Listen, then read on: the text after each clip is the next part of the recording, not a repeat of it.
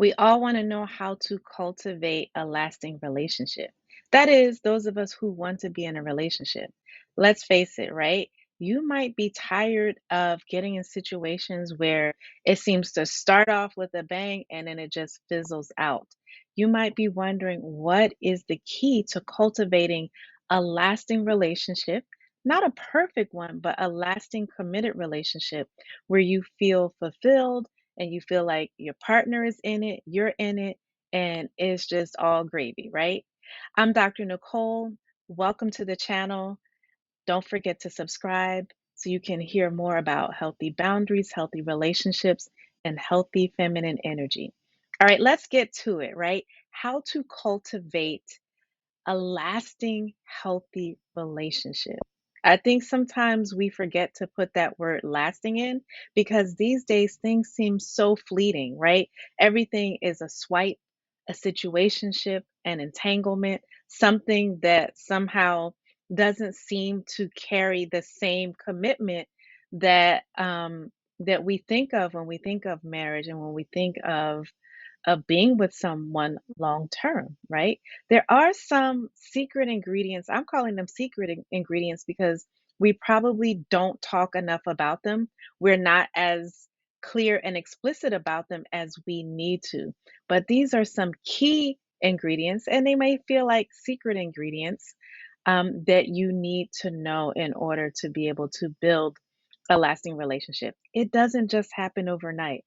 I know a lot of us think of love and relationships as something that should just be organic. You snap a finger and that feeling is just there. The problem is when you only focus on feelings, you miss the other work, the other effort that goes into it. And I know when we say work, we think, oh my God, this is going to be unpleasant. But what better work than to put effort into a lasting connection with someone that you truly love and care about, right? We put so much work into other things. We've mastered the art of school and career and all of these things. Now it's time to master the art of a lasting relationship. And these are things that are backed by science. Researchers have shown us that these are some key ingredients in lasting relationships. Okay, are you ready? Make sure you get your pen and paper. You want to write some of these down, you want to refer back to them. And don't forget to subscribe to the channel, right? Number one, of course, is not going to be a surprise to you. That is communication. Communication is key. But what communication looks like, that's a whole other story, right? You have to be willing to be vulnerable and to have difficult conversations in order to truly communicate. You also have to be open to hearing. Part of communication is hearing and listening and trying to understand because it is a two-way street. It's not just what I want to say, and that means I'm communicating. It means repeating communication. It means having difficult conversations. It means putting yourself out there, being vulnerable, even when it feels like you might be in an echo chamber or not really getting a lot of feedback in the moment, because sometimes it might take your partner some time to really digest what you're trying to say, right? Communication is key. Tip number two, or the second essential thing you need is trust. Trust is key. And I know we often think about trust just in terms of, is this person faithful? Trust is so much deeper than that. It's really the foundation of a bond where you show a person that you're reliable, that they can count on you, that they can depend on you, that they can open up to you free of judgment, that you can be that person that they lean on, right? Trust is so many things and it's built over time. Or for a lot of people, maybe trust is at 100 from the beginning and it can slowly be chipped away. But I would say the better way to think about it is trust is something that is built over time. Parts of it may have to build slowly. And then the more trust that there is, the more trust can be built, right? It just accumulates. And sometimes, in a relationship, trust is breached. But you have to think about how are you going to come back from that? Is it possible to repair? Because trust is such an important part of a lasting relationship, right? Number three, essential tip or secret number three is showing appreciation, right? It's like we say a lot of times there's death by a thousand small cuts. That means it's a lot of little things that eat away at a relationship. Well, the beauty is that we can build a relationship slowly with a lot of small gestures. Things like telling the person that you're proud of them, little gestures of gratitude and appreciation. You want to have a higher ratio of positive interactions and words in your relationship than negative ones. It's like you're building up your positivity bank so that when you need to deposit and have one of those difficult conversations, or when you've made a mistake, that you can give your partner grace, or that they can give you grace, right? So it's that appreciation that is important. The fourth thing is keeping romance alive. Yes. And this is actually a chemical thing, right? You want to be able to surprise your partner with romantic gestures. Don't slack on the date night, even if it's at home, right? Something that's different, something that engages the senses. Ladies, I'm talking to you in particular, right? You want to bring out that sensuality where you are including um, the senses that you're engaging to make it a nice day, how you look, how you smell, the element of surprise, um different, the ambiance. That's what I'm looking for. The ambiance is what you really want to key in on.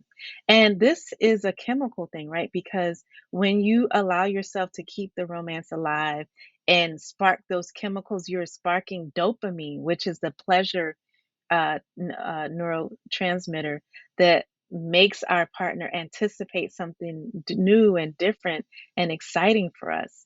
And then when you show romance through connection and intimacy and affection, that's helping to release oxytocin, which is a chemical the love chemical, as we say, right? It makes you feel connected and loved and just so close to that person, right? So romance, keeping it alive is so important in different ways, right? Number five is you want to be supportive. You want to support each other's goals and dreams. A lasting relationship is not a one-way street where it's all about what you want to do. It's only about what your dreams are, your goals are, right? It's a two-way street. And there may be a give and take where there's a period where one partner has a very big goal or dream, and that you all as a couple put a lot of your focus in on that, and that's okay, right? But then you have to balance it out. There may be another period of time where the other person needs more of that focus because their dream is big, or you might have to figure out exactly how you're going to balance all of it. But it's important to support each other in your goals and dreams, and a lot of that comes through communication, which was tip number one. All right, essential tip number two is embrace compromise. There are times in conflict where you might have to negotiate, you might have to come up with a solution that both of you are satisfied with, but there are also times where someone has to be willing to compromise. That is so important, right? And if again, it's like building up that bank of positivity. If you are willing to compromise, then your partner will be willing to compromise, at least in a healthy partnership, a healthy relationship. Compromise is so important because you want to be able to work together to solve problems than work against each other. It's important to see the enemy as outside of you all. Your enemy is not your partner, right? So compromise is key. Number seven, it has to do with romance. You want to prioritize quality time together. Prioritizing that quality time together. You want to be able to disconnect, especially in this age of smartphones and devices and TVs and streaming. It's so easy to be distracted by other things. And let's face it, a lot of this stuff on social media is toxic. There's a lot of toxic ideas. There's a lot things are being put out there just to grab attention, clickbait, sell something, but it's actually not good for your mentality around relationships. And a lot of it is flashy and exciting, So it feels like it's easy to engage in that because it's distracting versus really taking the time to slow down, spend quality time, prioritize quality time with your partner, right? All right. Essential tip number 8, respect each other's individuality, right? That's what Khalil Gibran in one of his books said. You want to drink of the same cup, but you are individuals, right? You're not merged. You have to have your separate selves, right? So you can be in a union with someone, but still be yourself, have your sense of self. But that means you have to respect your partner's individuality the same as you would expect them to respect yours, right? And that part of that is treating each other with kindness and understanding. All right. Number 9, I love this. We have a few more. Tip number 9, cultivate a sense of humor. Stop taking everything so seriously. Be willing to laugh, have some inside jokes, have some inside pet names, naughty names, things that only you two have with each other that help you to laugh when times get hard.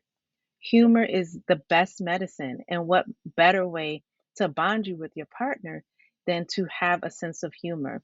Think about it when you're not in conflict. What are some things that we can use to lighten the mood sometimes when things get really intense? What are our inside jokes? What comedians, what things do we run to that we know are just going to make us laugh and feel better? Okay. Number 10, this is key. Try to keep the spark alive in the bedroom. Try something new. Don't, and even if you're tired, sometimes decide to connect with each other versus disconnecting on your phone or doing something that distracts you from really connecting and having intimacy with your partner. Ask what they like, communicate, tell them what you like. Be open to try different things and to try to connect.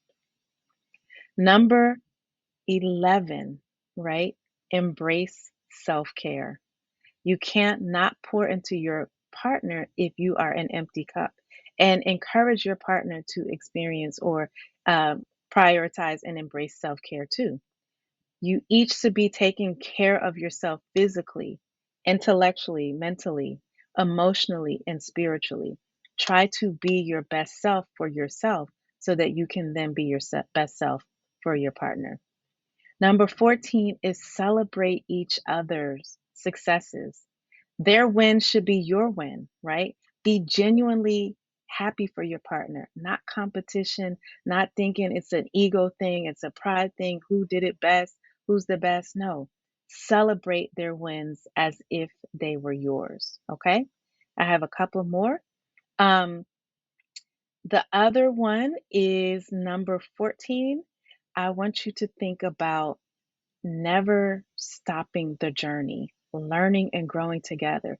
Relationships are dynamic. It's never just because of how things were 5 or 10 years ago, it doesn't mean that's how it's going to be now. You have to embrace that the only thing constant is change, even in our relationships.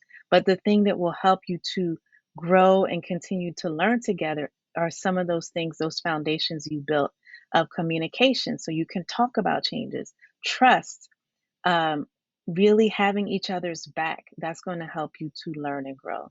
And finally, one of the most important things for a lasting relationship is learning to practice the F word, forgiveness. Holding on to grudges, holding on to resentments, this just builds up negativity and negative feelings between you and your partner. It's a horrible feeling to feel like the person that you want to spend your time with and that you're closest to in some ways, you have this blockage, this disconnect because you're holding on to something. The best way to work towards forgiveness is to really get real about why, what it is that you're upset about or that you feel like you've been slighted or there's been an injustice. Learn to talk about it, learn to work through the feelings. But ultimately, you have to decide that forgiveness is going to be part of what you do in your relationship. Because believe me, there's never a relationship where someone in it doesn't need forgiveness, doesn't need grace. You have to decide that your partner deserves it and that you deserve it for the sake of your relationship, to extend some grace and forgiveness. Forgiveness is really, really key in a relationship. Thank you so much for tuning into this video. I hope these 15 essential tips have helped you to think about what you can do, what you have power and control over in your relationship to make it lasting, to make it healthy and fulfilling. Don't forget to share the video, hit the notifications bell so you can know when I'm going live, when my newest video comes out. And if you haven't already, don't forget to subscribe to the channel. Take care. It's Dr. Nicole.